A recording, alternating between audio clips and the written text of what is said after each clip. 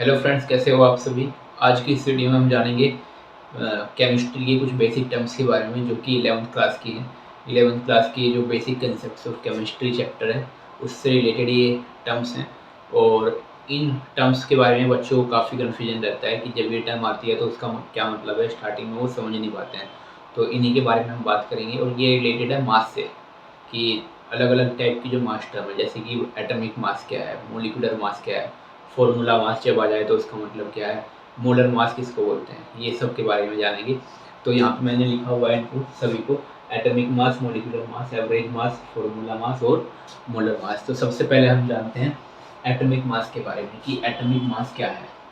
ठीक है, तो एटॉमिक मास क्या है।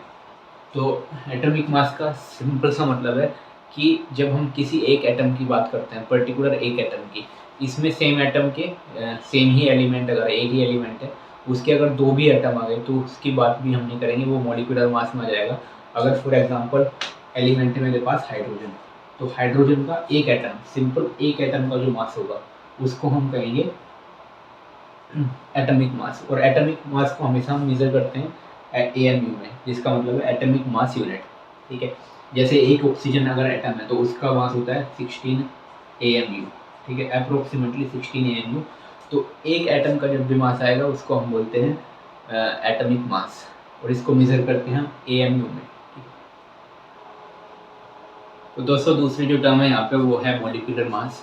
तो हम जानते हैं छोटी क्लासेस से कि जब हम एटम्स को कंबाइन करते हैं तो हमें मॉलिक्यूल्स मिलते हैं। तो अब इन्हीं मॉलिक्यूल्स में जब हम एटम्स के मासेस को हम सम करते हैं, सभी सभी एटम्स के मास को सम कर देते हैं, तो जो हमें मास मिलता है पूरा मॉलिक्यूल का उसको हम बोलते हैं मॉलिक्यूलर मास। तो हम इसको अगर हम डाई एटमिक मॉलिक्यूल की बात करें, अब ये जो मॉलिक्यूल है ये डाई एटमिक भी हो सकते हैं, पॉली एटमिक भी हो सकते हैं। डाई एटमिक का मतलब कि सेम ही एलिमेंट के जो है दो एटम अगर प्रेजेंट है तो हम कहेंगे डाई एटमिक। या फिर अलग अलग एटम के भी, डिफरेंट एलिमेंट के भी दो एटम अगर प्रेजेंट हो तो भी इनको हम डाई एटमिक बोल सकते हैं। फॉर एग्जांपल ऑक्सीजन हमारा डाई एटमिक है, HF हमारा डाई एटमिक है। तो इस तरह से डाई एटमिक मॉलिक्यूल है। पॉली एटमिक में आ जाता है कि जैसे कि CH4 है, ठीक है, और अमोनिया है, ये सब क्या है, पॉली एटमिक मॉलिक्यूल्स है। तो हम इनमें क्या करते हैं कि इन जो ये जो एटम्स है इनके मास को हम कंबाइन कर देते हैं तो पूरे मॉलिक्यूल का हमें मास देखने को मिलता है। फॉर एग्जांपल अगर मैं CH4 का मॉलिक्यूलर मास निकालूं तो इसमें हम क्या करेंगे कि अब हम क्या करते हैं कि जो भी एटम दिए हुए हैं उनका मास लेते हैं और मल्टीप्लाई करते हैं उसके नंबर से, कितने नंबर ऑफ एटम्स प्रेजेंट है। जैसे कार्बन का एक नंबर एटम है यहाँ पे तो उसको मल्टीप्लाई करेंगे 1 से। ऐसे ही हम यहाँ क्या करेंगे कि हाइड्रोजन का मोलर मास है 1 और इसको मल्टीप्लाई करेंगे हम 4 से, तो इसका जो मोलिकुलर मास मिलेगा वो रहेगा 16। ऐसे ही अगर हम और हायर मॉलिक्यूल ले, जैसे कि जिसमें बहुत सारे एटम्स प्रेजेंट है, जैसे कि आप ग्लूकोज ले सकते हैं जिसका कि मोलर मास है C6H12O6। तो इसमें हम क्या करेंगे कि जो भी नंबर ऑफ एटम दिया हुआ है, जैसे 6 कार्बन दिए हुए हैं इसको मल्टीप्लाई करेंगे 12 से, और 12 हाइड्रोजन एटम दिया हुआ है और इसको मल्टीप्लाई करेंगे हाइड्रोजन के मोलर मास यानी कि 1 से। फिर 6 ऑक्सीजन दिया हुआ है और इसको मल्टीप्लाई करेंगे हम ऑक्सीजन के मॉलिक्यूलर मास से। तो इस तरह से इनको जब हम सम करेंगे इनका तो आएगा 180, और यही मॉलिक्यूलर मास होता है ग्लूकोज का। तो अगर हमें किसी का भी मॉलिक्यूल का मास निकालना है तो हम क्या करेंगे, उसके नंबर को मल्टीप्लाई कर देंगे एटॉमिक मास से और फिर सभी को सम करेंगे तो मॉलिक्यूलर मास निकल के आएगा। तो मॉलिक्यूलर मास का ये मतलब है कि जब मॉलिक्यूल बनता है एटम को कंबाइन करके तो पूरे जो मॉलिक्यूल का जो मास होगा उसको हम कहेंगे मॉलिक्यूलर मास। तो दोस्तों अब हम बात करते हैं तीसरी टर्म के बारे में जिसका नाम है एवरेज मास। तो एवरेज मास से मतलब क्या है दोस्तों, तो कई बार क्या होता है कि एलिमेंट्स जो है नेचर में दो या दो से ज़्यादा आइसोटोपिक फॉर्म में हमें देखने को मिलते हैं। तो जो उनकी नेचुरल स्टेट है वो दो या दो से ज़्यादा फॉर्म में मिल सकते हैं। ठीक है, फॉर एग्जांपल कार्बन है हमारा, वो कार्बन 12C भी मिलता है, 13C मिलता है, 14C मिलता है, लेकिन उनकी जो परसेंटेज है, अबंडेंस है, वो अलग अलग होती है। ठीक है, तो जब हम पीरियडिक टेबल पढ़ते हैं तो उसमें जो हमें मास देखने को मिलता है किसी भी एटम का वो एवरेज मास ही देखने को मिलता है। ठीक है, तो अब इसको कैसे कैलकुलेट करते हैं, तो जब कोई भी एटम 2 या 2 से ज़्यादा आइसोटोपिक फॉर्म में एग्जिस्ट करता है, तो उसका जो एवरेज मास होता है या जो एटॉमिक मास होता है, वो जनरली तीनों जो स्टेट्स हैं, तीनों आइसोटोपिक फॉर्म जो है, उनको कंसीडर करके ही निकाला जाता है, ठीक है। फॉर एग्जांपल अगर अब देखो कैसे निकालेंगे इसको, जैसे 12 सी है, उसकी जो नेचर में अबेंडेंस है वो 98% है, ठीक है।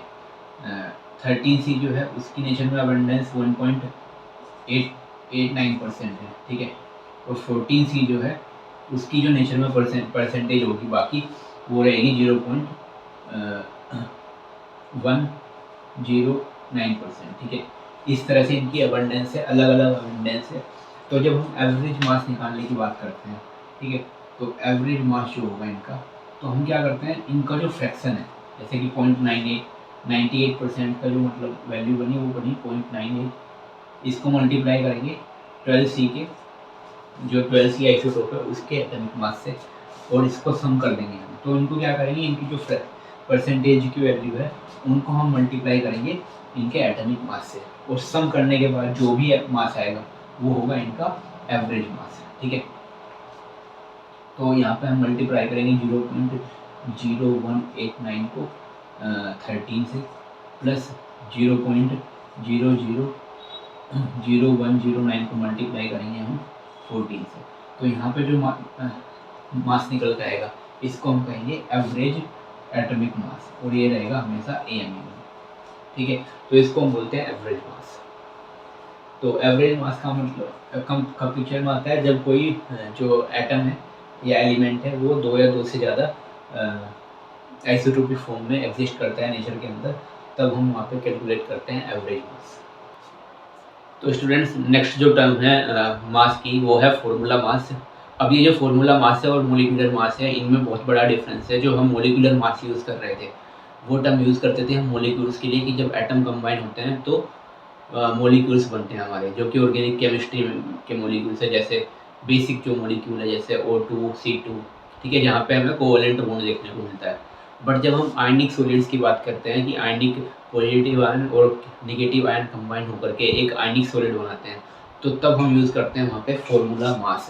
तो फॉर्मूला मास जो है, ध्यान रखना आप, हमेशा यूज़ करेंगे हम फॉर आयनिक सॉलिड्स, ठीक है, for ionic solids. For example के लिए आप देख सकते हो NaCl, NaCl एक आयनिक सॉलिड है, जिंक सल्फाइड, CaCl2, ये सब कुछ आयनिक सॉलिड्स हैं, और इन्हीं के लिए हम यूज़ करते हैं फॉर्मूला मास।